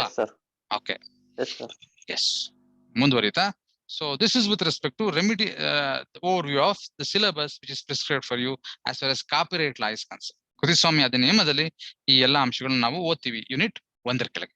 Next comes unit 2, very important part of your discussion. Copyright ಬಗ್ಗೆ ತುಂಬಾ ಟೈಮ್ ತಗೊಳುತ್ತೆ ನಮ್ಗೆ. Take it from me, almost ಅರ್ಧ ಟೈಮ್ ನಾವು ಕಾಪಿರೈಟ್ಗೆ ತಗೊಬೇಕಾಗುತ್ತೆ, ಯಾಕಂದ್ರೆ ಅಷ್ಟು ವಾಸ್ಟ್ ಆಗಿದೆ. ಐ ಡೋಂಟ್ ನೋ ಯಾಕೆ ಹಿಂಗ್ ಮಾಡಿದಾರೆ ಸಿಲೆಬಸ್ ಅಂತ. ಯೂನಿಟ್ 1, 2 ಸೇರಿಸಿ ಕಾಪಿರೈಟ್ ಮಾಡ್ಬೇಕಾಯ್ತು, ಮಿಕ್ಕಿದೆಲ್ಲ ಸೇರಿಸಿ ಒಂದು 2 ಯೂನಿಟ್ ಮಾಡ್ಬಿಟ್ಟಿದ್ರೆ ಸಾಕಾಗಿರುತ್ತೆ. But they have prescribed it in this way, we will be studying in that way only. ಎಲ್ಲಾ ಸಬ್ಜೆಕ್ಟ್ಸ್ ಓದ್ಬೇಕು, ಎಲ್ಲಾ ಯೂನಿಟ್ಸ್ ಓದ್ಲೇಬೇಕು ನೀವು. ಸೊ ಯೂನಿಟ್ 2 ಅಲ್ಲಿ we will be discussing about biological diversity, ಜೈವಿಕ ವೈವಿಧ್ಯತೆ ಅನ್ನೋ ಒಂದು ಪದನ ನಾವಿಲ್ಲಿ ಬಳಸ್ತೀವಿ.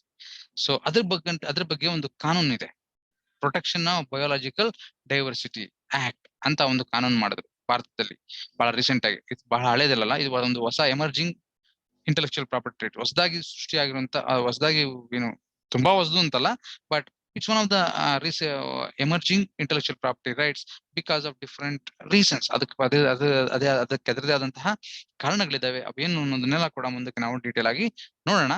ಸೊ ಯೂನಿಟ್ 2 ಅಲ್ಲಿ ಏನೇನು ಓದ್ತೀವಿ, what are the things which we'll be looking into as far as biodiversity law is concerned, ಅದರ ಬಗ್ಗೆ ಏನೇನಿದೆ ನೋಡೋಣ. First one is, almost time ಮುಗಿತಾ ಇದೆ, ಕಟ್ ಆಯ್ತಾ ಅಂದ್ರೆ ಅಲ್ಲಿಗೆ ಸ್ಟಾಪ್ ಮಾಡೋಣ. Okay, we will commence our discussion on this unit 2 in the next class. ಇನ್ನೂ ಏನಾರ ಪ್ರಶ್ನೆ ಇರ್ತದೆ ದಯವಿಟ್ಟು ಕೇಳಿ, ಇಲ್ಲ ಅಂದ್ರೆ remaining 10 minutes it is remaining 10 minutes 10 ಇಲ್ಲ ರೀ, ಲೆಸ್ ದನ್ 1 minute ಈಗ ನೋಡ್ರಿ. ಏನಪ್ಪಾ ನಿಂಗೆಲ್ಲಪ್ಪ, ಹಾ ಕಳ್ಸಿದೀನಿ ನೋಡ್ರಿ ಗೂಗಲ್ ಕ್ಲಾಸ್ ರೂಮ್ಗೆ, ಜಾಯ್ನ್ ಆಗ್ರಿ Google classroom. Google classroom join ಆಗ್ರಿ, ಎಲ್ಲ ಅಲ್ಲಿ ಸಿಗುತ್ತೆ. ಗೂಗಲ್ ಕ್ಲಾಸ್ ರೂಮ್ ಸೇರಿ ಜಾಯ್ನ್ ಆಗ್ರಿ ನೀವು. ಮೆಟೀರಿಯಲ್ ಎಲ್ಲ ಅಲ್ಲೇ ಶೇರ್ ಮಾಡೋದಿನ ಮೇಲೆ. ನೀವ್ ಯಾರು ಗೂಗಲ್ ಕ್ಲಾಸ್ ರೂಮ್ ಜಾಯ್ನ್ ಆಗ್ತಿಲ್ಲ, ಫಸ್ಟ್ ಗೂಗಲ್ ಕ್ಲಾಸ್ ರೂಮ್